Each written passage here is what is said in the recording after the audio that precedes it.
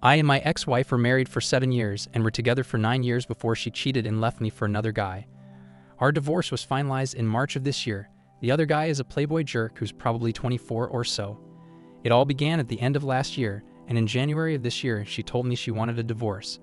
I later found out they'd been talking for an entire year before it turned physical last October. The divorce was smooth as we didn't have any kids. She got the car. I kept my house and finances. After that, I was out of her life and she was out of mine. We never contacted each other except for 1 or 2 times. That was also when we last saw each other in public. Her family is very conservative, and they basically cut her off after she cheated and divorced. She moved in with the other guy. During this time, I found out she also lost a lot of friends as the other guy tried to hit on them or insulted them. Her ex sets of friends tried to get me involved in their fights, immature. Well, I included this part because these sets of friends were the ones that stood behind her after she had an affair, telling me she found herself and I should probably let her go. I don't harbor any resentment toward her or the other guy. I didn't get involved with anyone during this period because I was focused on my job and earning back the money I lost during the divorce. Now here's where I need help. 2 days ago, I got a call from one of my ex-wife's friends who told me my ex-wife wanted my number. She didn't say much when I asked her why and told me she needed to talk. I thought it was important. Mind you, we never had any contact, so her suddenly wanting to talk to me created a sense of seriousness.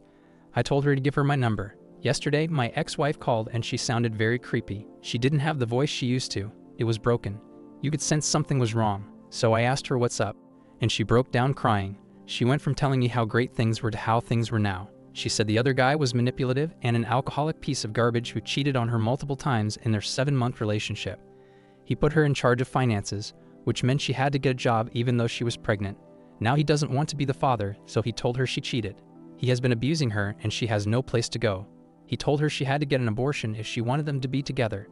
I asked her why she called me instead of the police, and she told me she had nowhere else to go. None of her friends were willing to help her out, and that he has friends in the department, so she was scared things would go around. She couldn't contact her family because they didn't want anything to do with her, so she was alone.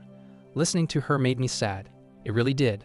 I told her I could sympathize but couldn't do anything else because I didn't want to be the third party. I told her that whatever relationship we had had with each other was over and she was on her own now. Why should I stand up for her when she's nothing to me? Besides, they are a couple now. They're dating and she's the one earning, so she has the upper hand. I gave her advice to save money and run away silently if she didn't want to get an abortion. It was a 17-minute call and she basically wanted to talk more, but I told her I was busy and cut her off. She did mention she was sorry for how she treated me and leave me. I honestly don't care about that. I told her to contact me only when it was necessary because I really didn't want to hear from her anymore. Yesterday night, I thought about it deeply and felt I should do something because no one deserves that kind of abuse. But I don't want to get in between because getting in between will blow up my own peace. I called her family and they told me they wanted nothing to do with her because she was already dead to them. Guys, I have no intention of getting back together with her, taking her back, or even wanting to help her. I sent her links to the rescue and I tried to contact her family, but they told me to cut her off. The only reason I want to help her is that she reached out to me as a last resort, and I don't want to spend my life in regret if anything serious happens to her, knowing I could have helped but chose not to, which is why I made this post. I'm going to send her money via her friend before telling her. This is all I can do, and that she shouldn't reach out to me unless it's urgent. Now for the update. I helped her. I passed a few $1,000s worth to her via her friend and told her she could take care of herself as I didn't want to be a part of this. We talked on the phone for 38 minutes on the 14th. She told me how sorry she was and went on to talk about the memorable times we spent. Not once did she tell me she wanted to get back together. I noticed she wasn't begging or asking for help, but rather she told me it's the path she chose and she knew she couldn't keep or provide for the child. The other guy wouldn't let her keep it and she doesn't want to abort it. I found out the day before yesterday that she shot herself because the other guy was a piece of crap and had a gun. She just left a note saying it was her path that she chose and apologized to everyone she had hurt. The police are still investigating. From what I heard, the other guy has been taken into custody for possessing illegal firearms and is currently on the top suspect list. I'm not in contact with her friends or family. I work in a different city, so I'm not in town. From what I've heard, her friends are preparing to testify against the other guy. No one from her family or friends reached out to me. I don't know if her family knows, but I don't intend to tell them. I can't sleep right now because of it. There's guilt in my heart. I could have helped her. I could have done something more.